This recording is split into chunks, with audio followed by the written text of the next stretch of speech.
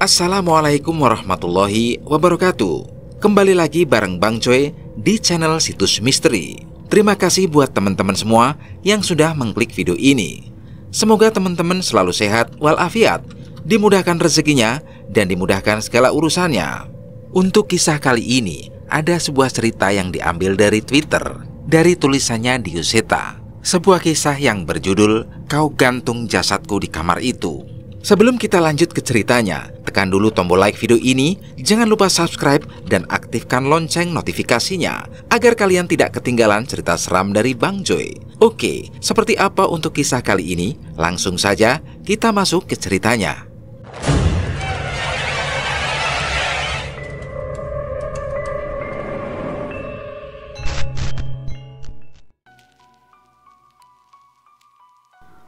Kota Pelajar.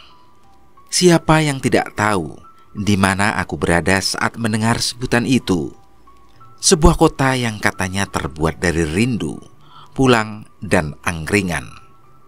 Jargon itu memang bukan bualan semata. Baru sebentar aku tinggal di kota ini. Sudah banyak sekali hal yang kukagumi. Kinan Aina Sartika. Aku membuka sebuah lembaran surat di mana namaku dengan jelas di sana. Nama sebuah universitas ternama terpampang di ujung kanan atas lembaran itu.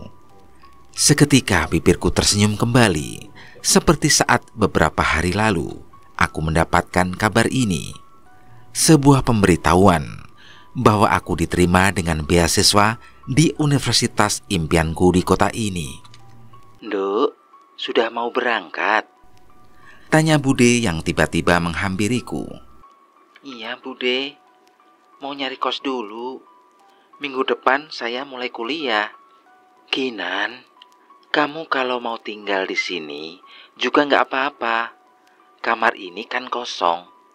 Lydia kerja di Jakarta. Paling dia baru pulang setahun sekali," ucap Bude. "Matur nuwun, Bude. Kinan seneng di sini. Tapi kampus Kinan kan lumayan jauh juga. Nanti Kinan sering mampir ke sini deh," balasku. "Ya sudah, terserah kamu saja. Yang pasti kapanpun Kinan mau, tempat ini selalu terbuka buat Kinan. Pokoknya anggap saja rumah sendiri." Jujur aku senang tinggal di rumah Bude. Tapi dari rumah Bude, aku butuh lebih dari setengah jam untuk sampai ke kampus. "Iya, Bude. Izin pinjam motornya sebentar ya." "Iya, Nduk. Hati-hati ya, Nduk." Aku pun berpamitan dan segera meninggalkan rumah Bude, bermodalkan koran dan petunjuk dari beberapa orang mengenai tempat yang kira-kira sesuai dengan kriteriaku. Aku terlalu semangat memulai hari ini. Dengan motor metik yang kupinjam dari Bude, aku mengelilingi kota ini, menikmati setiap pemandangan dari tempat-tempat yang kulintasi. Dari rumah Bude, aku melintasi jalan yang dikelilingi dinding-dinding keraton yang megah, seolah menyimpan kenangan-kenangan dari budaya masa lalu negeri ini. "Kula nuwun, Bu Kos. Apa masih ada kamar kosong di sini?" Aku menghampiri sebuah rumah yang cukup besar, sesuai dengan alamat yang ditunjukkan pada halaman koran. "Maaf ya, Mbak. Kamarnya baru saja penuh kemarin." "Inje, nggak apa-apa, Bu. Matur nuwun." Beberapa tempat ku hampiri, sesuai dengan catatan yang kupegang. Tak jarang aku menanyakan warga sekitar mengenai keberadaan tempat kos yang sekiranya masih kosong. Namun hingga sore hari, aku masih belum mendapatkan kamar kos yang kosong. Kalaupun ada, harganya juga di luar budgetku. Menjelang maghrib, aku memutuskan untuk kembali ke rumah Bude dulu. Mungkin besok aku akan lebih beruntung dan bisa menemukan tempat yang cocok. Aku melaju motorku melalui jalur belakang kampus.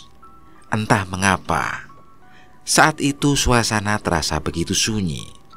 Langit yang mulai memerah membuat perasaanku mulai tidak tenang.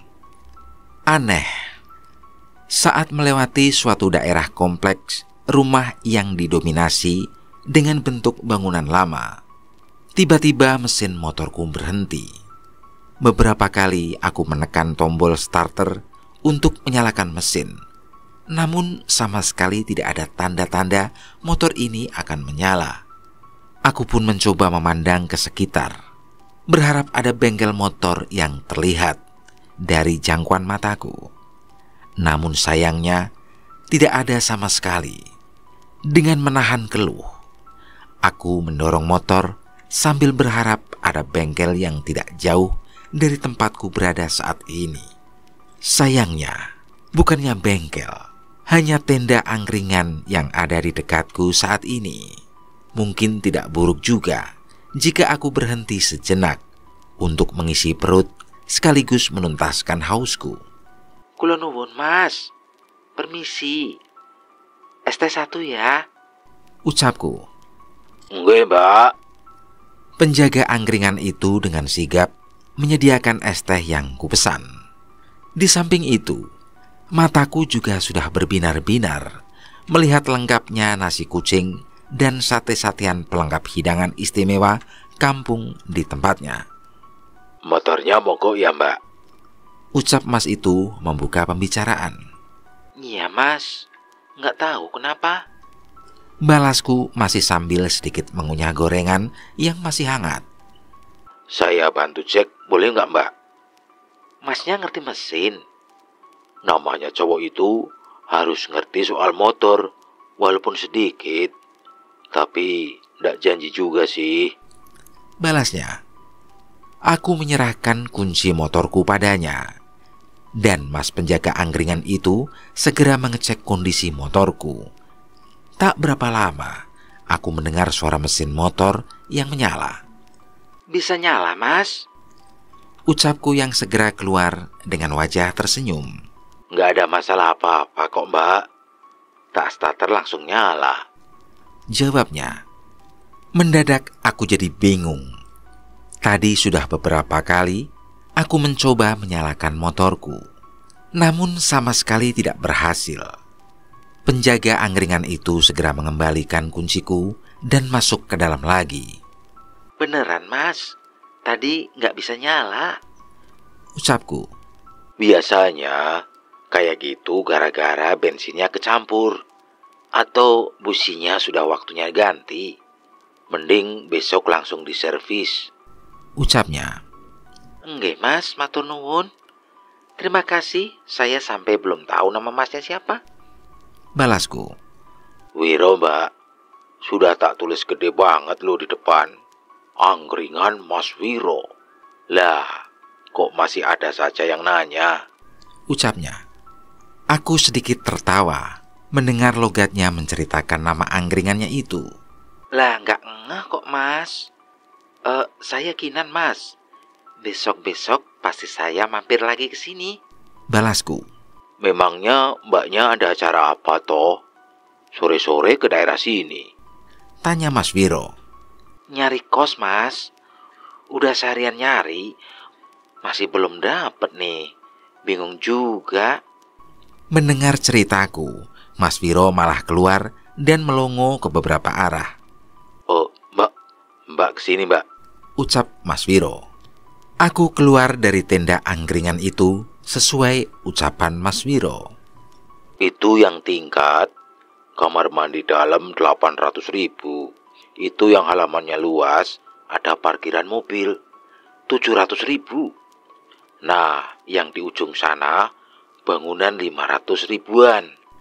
Jelas Mas Wiro yang segera kembali lagi ke dalam. Loh, masnya kok bisa hafal? Tanyaku. Lah anak-anak kos kan sering nongkrongnya di sini. Coba aja minggu depan pas udah mulai kuliah. Jam segini pasti udah banyak yang nangkring. Sampai gelar tiker. Balasnya. Wah, pokoknya aku terima kasih banget sama Mas Wiro. Udah benerin motorku, bantu nunjukin kos-kosan, sampai ke harganya juga. Balasku. Wih, santai saja. Ntar kalau jadi pindah sini, kita juga pasti sering ngobrol. Aku memperhatikan beberapa tempat yang ditunjukkan oleh Mas Wiro. Beberapa tempat yang diceritakan memang masih di atas budgetku. Setidaknya aku tertarik dengan kos bangunan lama yang tadi ditunjukkan. Entah kebetulan atau tidak, tapi tempat saat motorku mogok tadi ternyata tepat di depan kos bangunan lama yang ditunjukkan oleh Mas Wiro. Ya begini kondisinya, Mbak. Masih bangunan lama. Jelas seseorang yang mengenalkan diri kepadaku dengan nama Bu Fitri.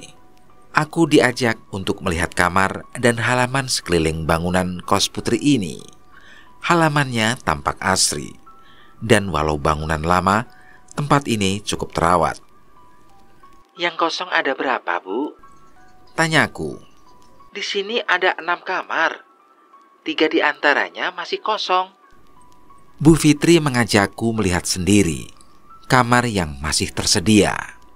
Ukuran kamarnya tidak jauh berbeda, hanya posisinya saja. Lantai di seluruh rumah ini masih menggunakan tegel kuno berwarna abu, ciri khas rumah zaman dulu.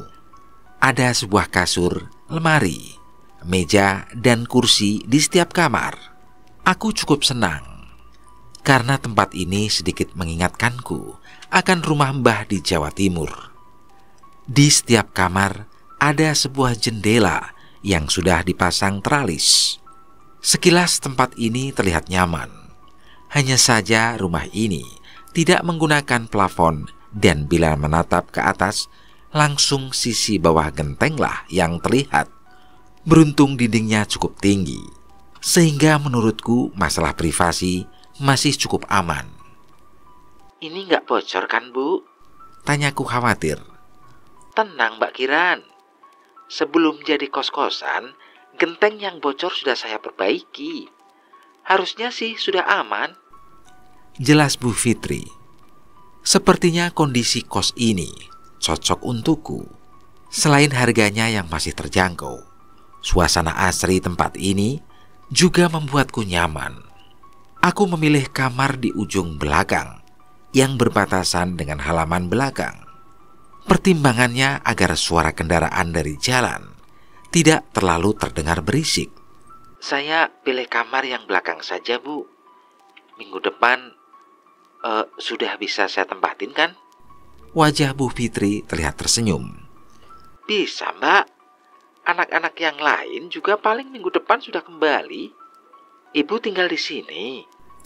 Tanyaku sambil menyiapkan beberapa lembar uang untuk melakukan pembayaran.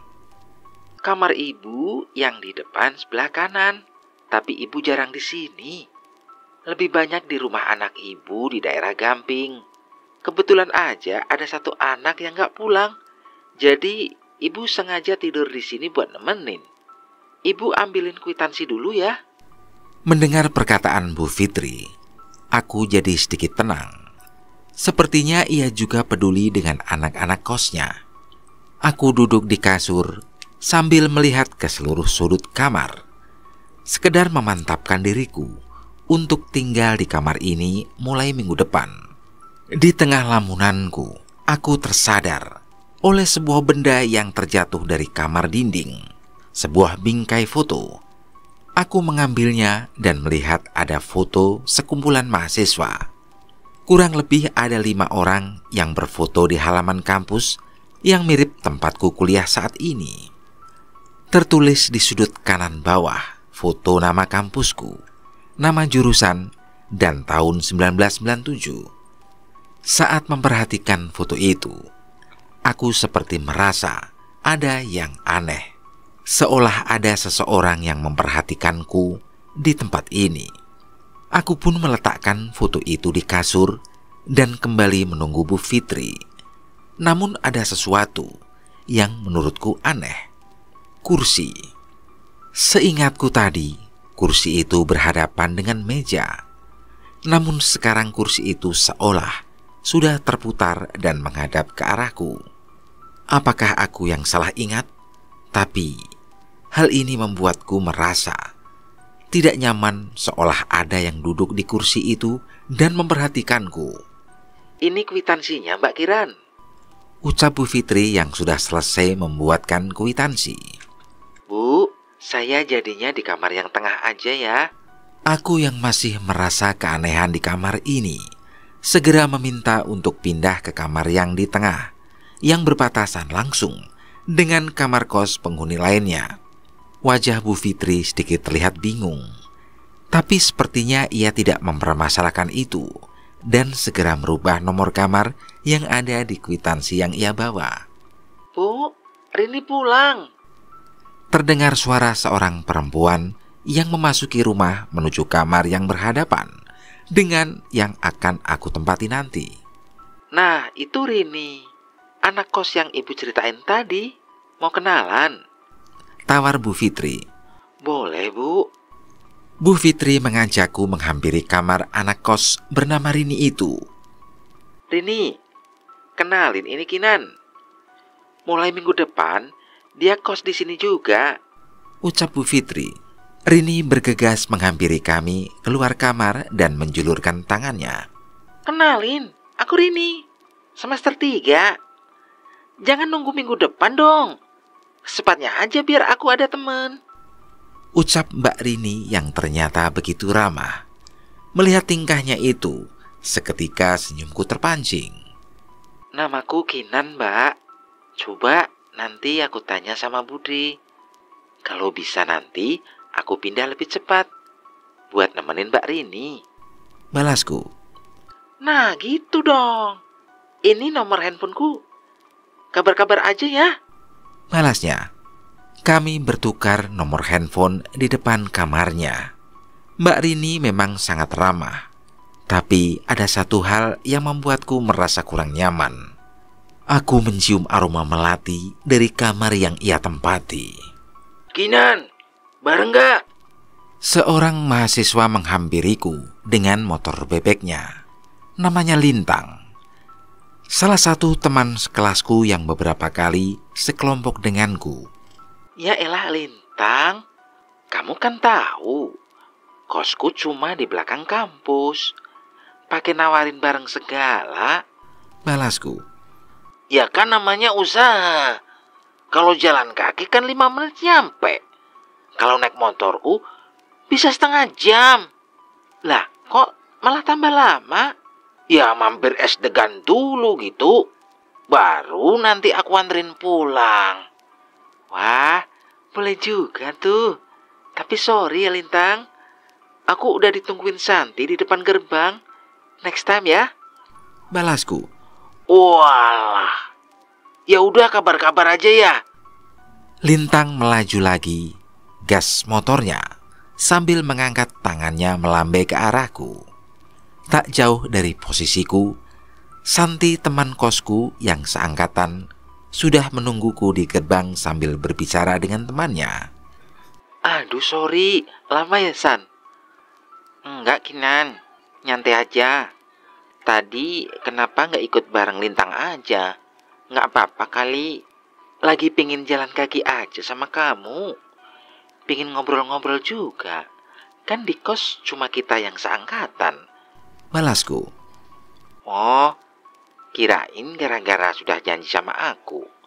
Lain kali, kalau diajak Lintang dan sudah terlanjur janji sama aku, tinggal SMS aja. Kos kita kan deket. Santai aja kali. Iya, aman. Makasih, San. Santi adalah penghuni kos baru, sama sepertiku. Kami satu angkatan, namun beda jurusan. Saat ada jadwal kuliah yang berbarengan, biasanya kami selalu pulang bareng. Sudah hampir 2 bulan aku berkuliah dan kos di tempat Bu Fitri. Sampai sekarang, kos ini diisi oleh 5 orang. Mbak Rini yang kamarnya ada di depanku, Santi di sebelah kiriku dengan jendela mengarah ke jalan, Mbak Ratna yang berada di sebelah kananku, dan Mbak Anggit yang berada di sebelah Mbak Rini, berbatasan langsung dengan dapur. Dan untuk kamar di belakang masih belum ada yang menempati hingga sekarang. Kinan, di dapur ada pai susu, sikat aja. Anggit dikirimin sama ortunya dari Bali. teriak Mbak Rini sembari mengusap rambutnya dengan handuk setelah keluar dari kamar mandi.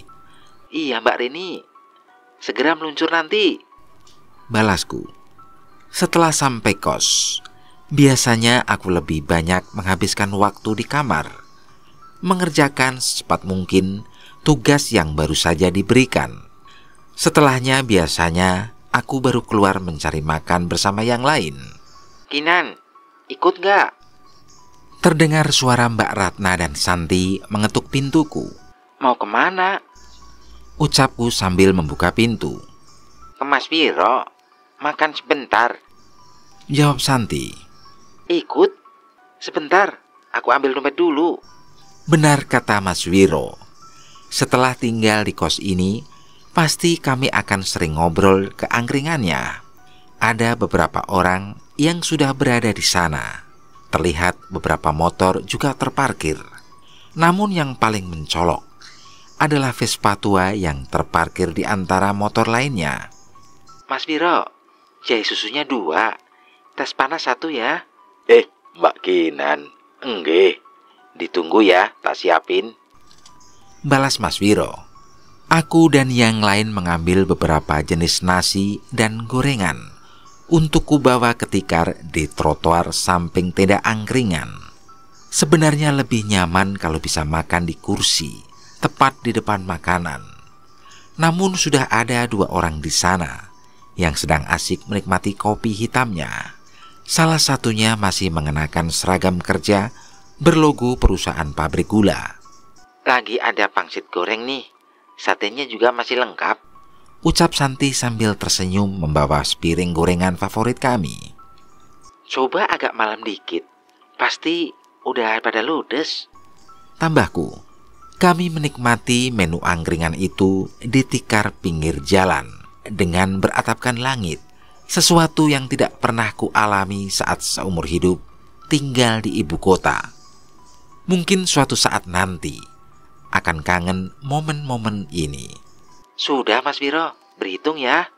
Lah, kok buru-buru, baru jam 9 loh ini. Iya Mas, kalau kemalaman takut diculik tukang sayur, balasku iseng. Bisa aja Mbak Kinan.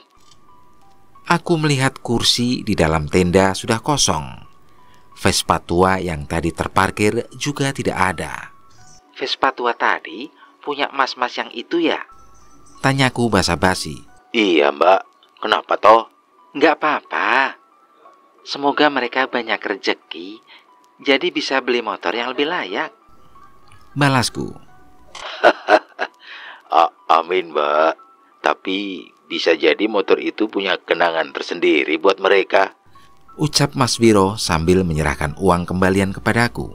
Sesampainya di kos, kami segera kembali ke kamar masing-masing.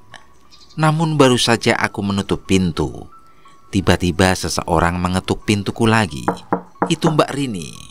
Iya, kenapa Mbak Rini? Mbak Rini berdiri di depan pintuku dengan tatapan yang aneh. Ia menatapku dari ujung kepala hingga ujung kaki. Malam ini kunci kamar, jangan keluar sampai besok pagi, ucap Mbak Rini dengan nada bicara yang tidak seperti biasanya. Memangnya ada apa Mbak? Tanyaku. Namun bukannya menjawab, ia malah melengos dan berjalan ke arah kamar Santi. Sepertinya ia berniat memberi informasi yang sama kepada Santi. Karena memang tidak ada rencana untuk keluar, aku pun memilih untuk tidak menghiraukannya dan kembali membereskan kasur untukku tidur. Udara panas membangunkanku dari lelapnya tidur. Kipas angin yang biasa aku gunakan untuk mengusir panas sepertinya tidak menyala. Aku pun membuka mata dan menyadari lampu kamar ternyata padam. Sebelumnya belum pernah ada pemadaman listrik di tempat ini. Namun Bu Fitri pernah bilang kalau ia sudah mempersiapkan lilin di dapur apabila terjadi pemadaman. Aku pun memberanikan diri keluar bermodalkan cahaya dari handphone monokromku. Gelap. Aku tidak pernah menyangka rumah akan segelap ini saat tidak ada cahaya. Jendela rumah yang tertutup tirai menghalangi cahaya masuk dari luar. yang membuatku merasa tidak nyaman. Aku merasa di tengah kegelapan ini ada banyak sosok yang memperhatikanku. Ingin rasanya aku mengarahkan cahaya handphoneku ke beberapa sudut. Namun nyaliku tidak cukup besar untuk itu. Akhirnya aku tetap mengarahkan kakiku menuju rak lemari yang berada di dapur. Cukup sulit aku mencari keberadaan lilin yang disimpan oleh Bu Fitri. Aku ingin segera mencarinya dan segera membawanya ke kamar. Entah mengapa, aku tidak pernah merasa setakut ini saat mati lampu. Mbak Ratna, mati lampu. Aku mencoba memanggil Mbak Ratna yang kamarnya berbatasan dengan dapur. Bukan tanpa alasan. Tapi sekarang aku mulai ketakutan dengan udara dingin yang tiba-tiba meniup tengkuk leherku. Terdengar suara pintu kamar terbuka. Awalnya aku mulai merasa lega. Akhirnya ada anak kos yang bangun juga. Dia pasti mencari lilin juga ke sini. Aku menoleh sebentar, menyorotkan handphoneku ke kamar pintu-pintu kamar, memastikan siapa yang keluar. Namun anehnya, tidak ada pintu kamar yang terbuka. Sampai akhirnya aku sadar bahwa itu adalah suara pintu kamar belakang yang terbuka. Seketika tubuhku panas dingin. Terlebih samar-samar, aku melihat sesuatu berjalan dengan aneh meninggalkan kamar itu. Siapa? Aku mencoba mencari tahu siapa yang keluar dari kamar itu. Tidak ada jawaban. Namun aku mendengar suara langkah kaki yang aneh mendekat ke tempat ini. Aku pun bergegas kembali mencari lilin dari rak dapur yang akhirnya kutemukan bersama sebuah korek di sebelahnya. Suara langkah kaki itu semakin mendekat. Saat ini suara langkah kaki itu seolah ada di hadapanku. Namun tidak ada siapapun di hadapanku saat ini. Aku pun menyalakan korek untuk kusulutkan pada lilin untuk memperjelas penglihatanku. Namun sebelum sempat menyulutkan pada lilin, aku terperanjat dengan apa yang kulihat dengan api yang menyala dari korek yang kugenggam. Tidak ada seorang pun yang terlihat di hadapanku. Namun saat aku menoleh ke bawah, terlihat sepasang pergelangan kaki tanpa badan yang melangkah dan berdiri tepat di hadapanku. Aku menutup mulut dan menahan tangisku. Tolong, Santi, Mbak Rini, teriakku sambil terisak. Namun kedua pergelangan kaki itu terus berjalan, melewatiku menembus pintu belakang yang ada di dapur. Aku menguatkan diriku untuk menyalakan lilin, namun kurasakan malah semakin mengerikan. Aku pun beberapa kali menggedor pintu Mbak Ratna dan Mbak Rini, namun sama sekali tidak ada jawaban. Sebaliknya dari arah kamar Santi, malah terdengar suara wanita yang tertawa dengan aneh. Santi, keluar San, teriakku sambil menggedor pintu kamarnya. Namun Santi tidak menghiraukan suaraku dan malah tertawa dengan suara mengerikan. Suaranya persis seperti sosok makhluk yang sering diceritakan di cerita hantu yang kudengar, kuntilanak. Aku tidak tahu apa yang harus kuperbuat. Bu Fitri sudah pasti tidak ada di rumah. Hanya kamar Mbak Anggit yang belum kucoba kuketuk. Aku tidak berani ke sana karena kamarnya bersebelahan langsung dengan kamar belakang yang saat ini pintunya berada di samping kiriku. Mbak Anggit, ucapku dengan suara yang bergetar. Aku ingin segera masuk ke kamar. Namun sepertinya semua ini masih akan terus berlanjut hingga akhirnya aku memberanikan diri melangkah ke kamar Mbak Anggit. Namun semakin mendekat, tanpa sengaja aku memperhatikan kamar belakang yang pintunya terbuka dengan sendirinya. Ada sesuatu yang bergerak di sana. Ini terlalu mengerikan. Seorang wanita berdiri melayang di hadapanku. Wajahnya penuh amarah menatap dengan tajam. Sebuah tali penuh darah terikat di lehernya dengan cepat. Aku tahu dari mana asal darah itu. Hampir seluruh wajahnya penuh dengan darah dari bekas luka yang keji. Aku pun jatuh terduduk dan menjatuhkan lilinku. Tolong, Santi, Mbak Anggit, teriakku dengan suara yang hampir tidak terdengar. Aku berusaha untuk mundur, namun makhluk itu telah melihatku. Ia seperti mendekat ke arahku. Sekuat tenaga aku mencoba berdiri dan berlari ke arah luar. Suara tawa Santi yang aneh masih terdengar setiap aku melewati kamarnya. Beruntung aku sempat mencapai pintu dan keluar dari rumah. Namun suasana halaman rumah yang biasa membuatku tenang kini terlihat semakin mencekam. Aku berlari sebisa mungkin menjauhkan diri dari rumah. Sepertinya kengerian rumah ini lebih dari apa yang barusan ku alami.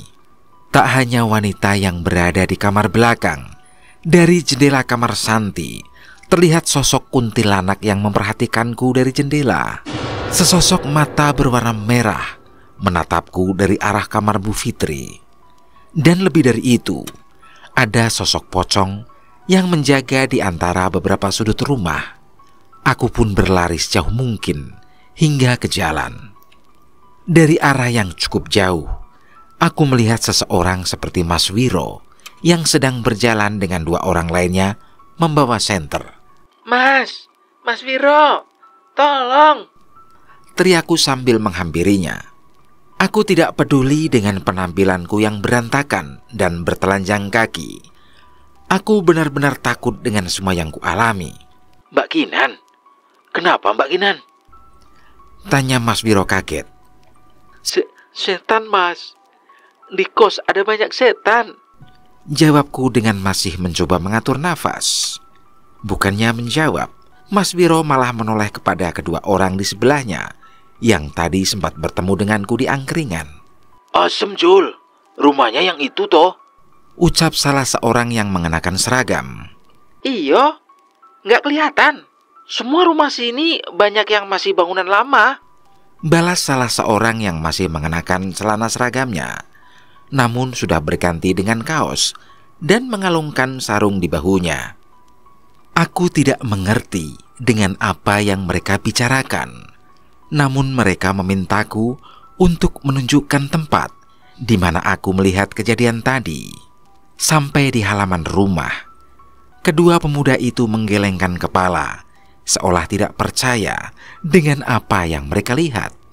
Mbak Kinan, ada orang lagi di dalam, tanya salah seorang dari mereka. Aku mengangguk. Santi Mas, dia ketawa dari dalam kamar. Ketawanya aneh, kayak kuntilanak, ucapku. Mas Wiro terlihat kaget mendengar ceritaku. Mbak Kinan, nama saya Danan dan teman saya ini Cahyo. Temenin saya ke dalam lagi ya. Kita bantuin teman Mbak Kinan, ucap seseorang yang mengaku bernama Danan itu. Aku ingin menolak. Sosok yang kulihat memperhatikanku dari tempat ini saja sudah membuatku sulit untuk berdiri. Mbok dibantu Mbak, kasihan kalau temanku yang satu ini habis dikeroyokin massa karena masuk ke kos-kosan perempuan tanpa izin, ucap Mas Cahyo. Iya Mbak, kasihan Mbak Santi. Kayaknya orang-orang ini mengerti masalah beginian, ucap Mas Wiro. Mendengar Mas Wiro berucap seperti itu, aku pun mengiyakan permintaan mereka untuk kembali masuk ke dalam. Sekali lagi aku memasuki rumah yang sudah kutinggali beberapa bulan ini. Suasananya masih seperti tadi. Aku menunjukkan kamar Santi yang masih terkunci dan terdengar suara tawa aneh itu lagi.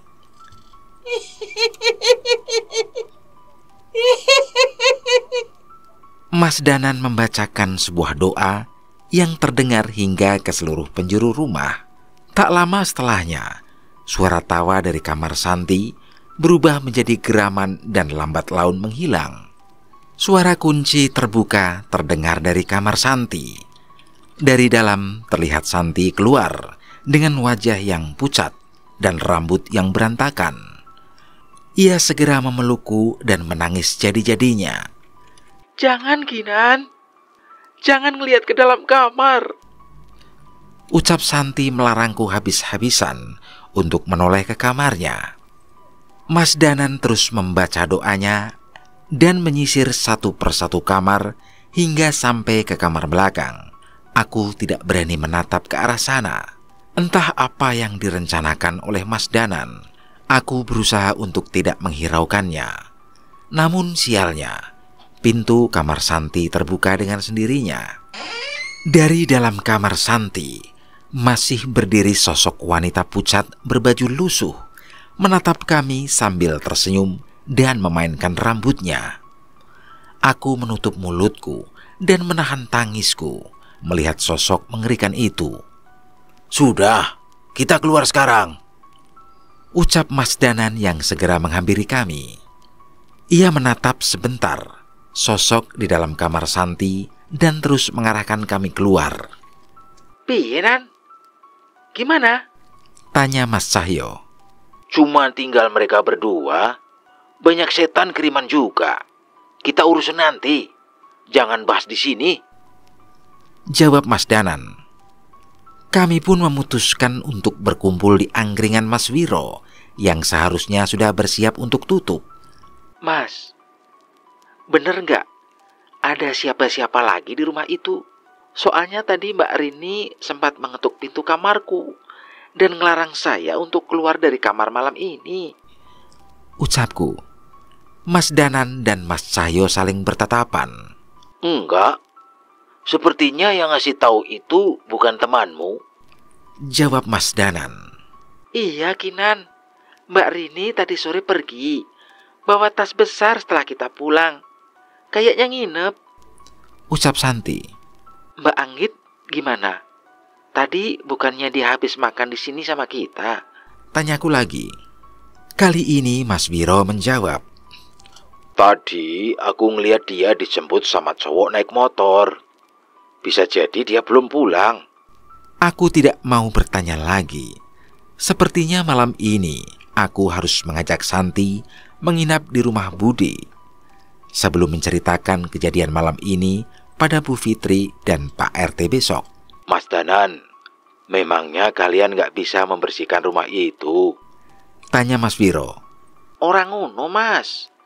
Setelah lihat rumah tadi, sepertinya masalahnya terlalu dalam, jawab Mas Cahyo. Mungkin setan-setan kirimannya bisa kami tangani dengan mencari benda-benda yang menjadi perantaranya. Tapi lebih dari itu, ada sosok yang tidak bisa kami usir begitu saja. Dia mati dengan tidak wajar dan pasti ingin menuntut balas, tambah Mas Danan. Tapi Mas Danan, selama ini kami tinggal di kos itu tenang-tenang saja. Tidak ada hal seperti ini, ucap Santi yang sudah mulai tenang. Mendengar pertanyaan itu, Mas Danan mengeluarkan sebuah benda berupa lembaran foto yang pernah kulihat terbingkai di kamar belakang. Itu foto yang ada di kamar belakang, Mas? Tanyaku. Mas Danan mengangguk. Ia mengangkat foto itu dan menunjukkan sebuah tulisan yang tertulis di belakang lembaran itu. Di sana tertulis tanggal dan bulan yang bertepatan dengan hari ini. Kita akhiri semua setelah ini. 5 Mei 1997, pukul 10 malam, di hutan belantara kampus. Vera.